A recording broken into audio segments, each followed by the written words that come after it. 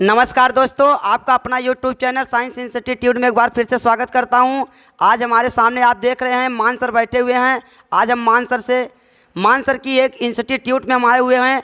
आज मान सर का जो हमारा इंस्टीट्यूट है वह एकल ग्रामोत्थान फाउंडेशन IBD केंद्र कर्मा प्रयागराज में जो संस्था चलती है। तो आज इस संस्था के बारे में हमारे मान सर आपको इसमें डिटेल में बताएंगे कि एकल ग्रामोत्थान फाउंडेशन IBD केंद्र कर्मा प्रयागराज में जो स्थित है, यह जो एक कंप्यूटर लैब और कंप्यूटर बस जो सिलाई सेंटर के द्वारा यहाँ पर स्थापित किया गया है। तो आज हमारे मान सर इसको डिटेल में बताएंगे।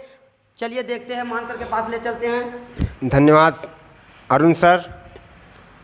इस कर्मा क्षेत्र में शिक्षा का अलख जगा रहे हमारे अरुण सर बहुत ही प्रशंसनीय कार्य कर रहे हैं। 10 किलोमीटर 15 किलोमीटर दूरी तय करके बच्चों के भविष्य को लेकर हमेशा चिंतित रहते हैं और हर बच्चे से ये अपेक्षा रखते हैं कि इनके बताए हुए वो मार्ग पर चलें। बहुत बहुत धन्यवाद। आप जो है शिक्षा से जुड़े हुए हैं और शिक्षा को प्रसार कर रहे हैं, शिक्षा का अलख जगा रहे हैं और समाज को जो है शिक्षित बनाने का बहुत अच्छा प्रयत्न है आपका। तो जैसा कि अरुण सर ने हमसे पूछा कि हमारे इस एकल ग्रामोत्थान फाउंडेशन आखिर क्या कर रहे हैं, आखिर इसमें क्या क्या चीज़ें हैं, क्या क्या इसमें मुहिमें चलाई जा रही हैं। तो मैं सबसे पहले बताना चाहूँगा कि एकल ग्रामोत्थान फाउंडेशन, आप एकल विद्यालय का अगर नाम सुने होंगे तो एकल ग्रामोत्थान फाउंडेशन उसी की एक शाखा है। एकल विद्यालय जो है हमारे भारत में गिरिवासी ग्रामवासी जो गिरिजन हैं, हरिजन हैं, जो गरीब लोग हैं, जहाँ पर शिक्षा का अभाव है वहाँ पर हम लोग एकल विद्यालय चलाने का काम कर रहे हैं। वहाँ पर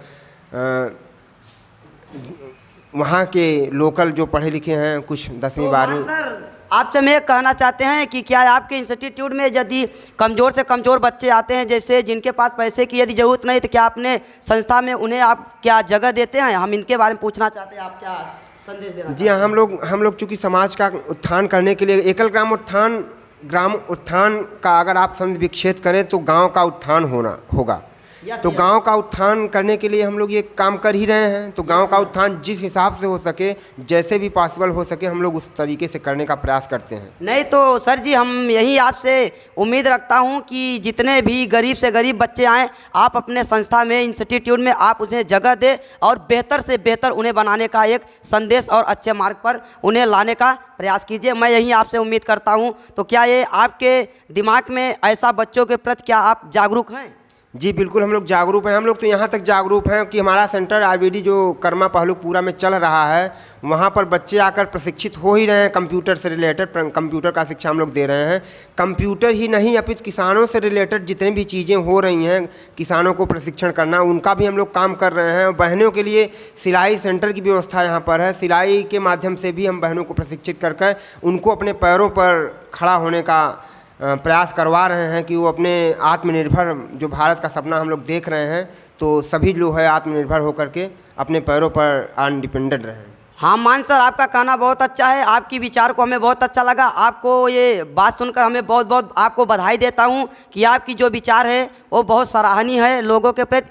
तो हम आपसे चाहते हैं कि इस सेंटर में क्या कोई मानक रखे हैं इनकी ड्यूरेशन के अंतर्गत, या क्या क्या कोर्सेज चलाते हैं, इसके बारे में थोड़ा हमें क्या जानकारी देंगे आप?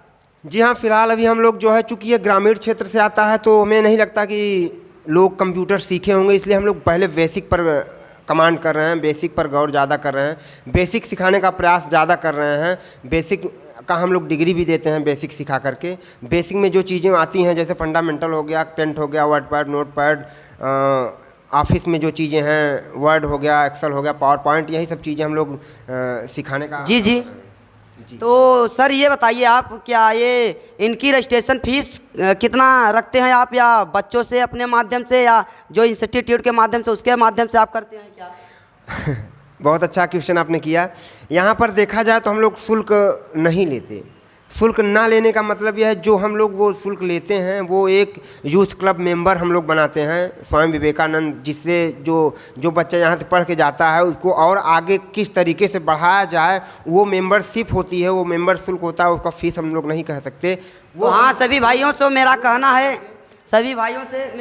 है कि हमारे ये जो मान सर इस संस्था के डायरेक्टर हैं, उनका कहना है कि हमारे यहाँ जो मानक कुछ नहीं रखा गया है, यानी हमारे यहाँ रजिस्ट्रेशन फीस भी कुछ नहीं लिया जाता है और हम जीरो बैलेंस पे जो हमारा मानक होता है उसे बेहतर से बेहतर इस माध्यम से, शिक्षा के माध्यम से, सेंटर के माध्यम से लोगों को जागरूक करने के लिए और लोगों को अच्छा बनाने का, एक भविष्य बनाने के लिए उसे अग्रसित आगे की ओर बढ़ाते हैं। जैसे कि हम आपको बताने वाले थे कि जो अभी फ़ीस की चर्चा हो रही थी, वो हम फ़ीस नहीं यहाँ बोलते हैं। हम लोग यूथ क्लब मेंबरशिप बोलते हैं उसको। वो सदस्य हमारे स्वामी विवेकानंद यूथ क्लब के वो सदस्य बन जाते हैं, जिससे उनको आगामी जो चीज़ें आती हैं, जैसे अभी हम लोगों ने क्यूज पर क्वेश्चन खिलवाए थे, जिसे जो फर्स्ट सेकेंड आए थे उनको प्राइज़ दिया गया था।